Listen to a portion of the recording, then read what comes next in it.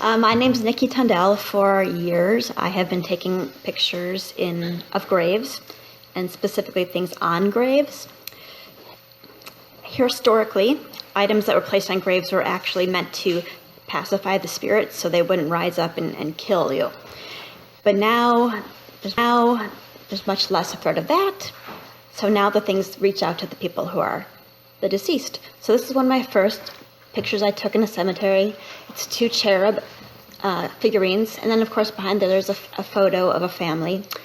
And one of my favorite things is there's a little dot at the top of the picture, which to me says it was on a bulletin board on a tack somewhere in someone's house. Now this kind of thing is, I walk around cemeteries a lot, and from the outside you might think, well, there's nothing going on, it's a cemetery. But when I walk through, I like to try to figure out who might this person have been. Like, who is it the person who these things match? So there's no end to the kind of things people leave on gravestones. So many Barbies, school pictures, newspaper clippings, which are usually about like some football, baseball team winning some big award, poker chips stuffed in a number of sonograms. Food's really popular in cemeteries. In Hmong culture, for example, it's a tradition to deliver food to the graves of the deceased, which is essentially payment to the guardian soul that lives in the cemetery that would watch over the deceased. And you don't need a traditional, culture. People from all communities bring all kinds of things to eat. So I've seen McDonald's cheeseburgers, Pringles, Twinkies, slices of birthday cake, soda. You'll even see like a whole layout of food. So it would be plastic silverware, napkin, drink. So it would be plastic silverware, napkin, drink. Lots of notes. People write things, Mother's Day cards. They'll write little notes on Post-it notes. This one, as you can see, is typed out, which I think is really interesting, and it reads, "Happy birthday, Mom. Even after all these years, I still miss you, but you're parted again. Love you, Dolores." And then there are things, again, beer's popular. All alcoholic drinks are quite popular. But this is another one where you look at it and you think, okay, like, who is this guy? Where did he work? What did he binge on Netflix?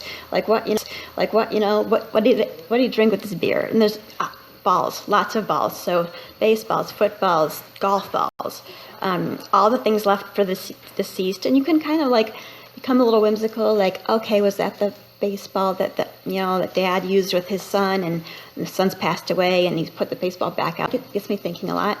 And then kids. There are kind of 2 approaches that people seem to take when dealing with kids' death.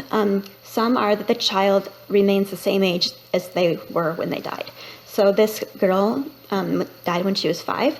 10 years later, she's still receiving things as if she's perpetually 5 years old. Then there's the opposite, which is their child ages as they would have if they were still alive. And so here, this girl died when she was 16.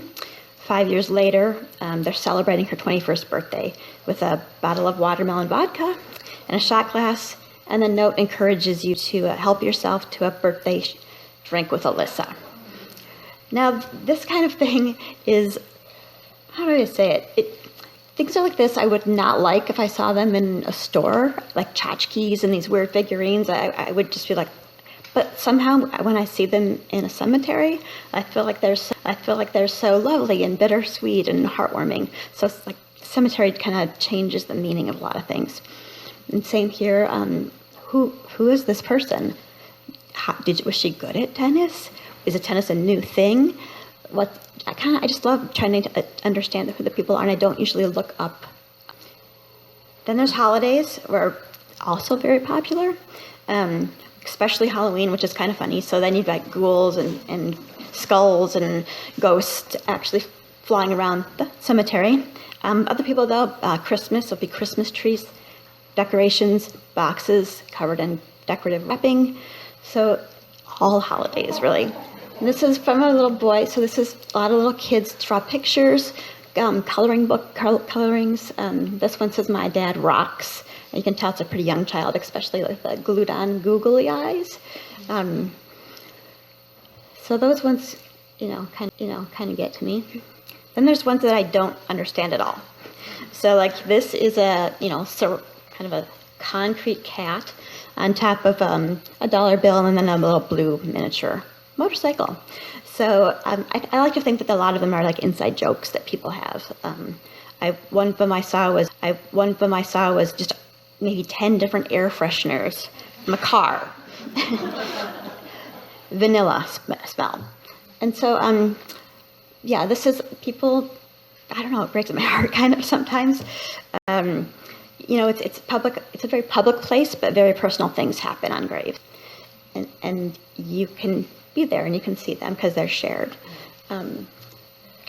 So I guess I wanted to say, like, things can take on new significance, new meaning.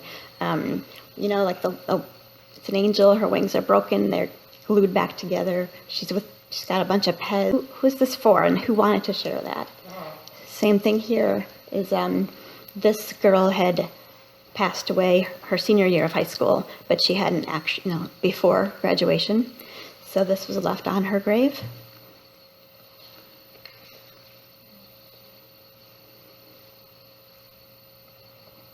And then this is the most interesting thing I've ever found. But overall, I like to think of it like when people die, their connection with the living doesn't end.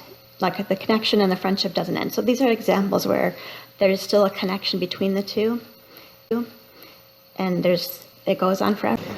My name's Nikki Tundel. For years, I have been taking pictures of graves, and specifically things on graves. Historically, items that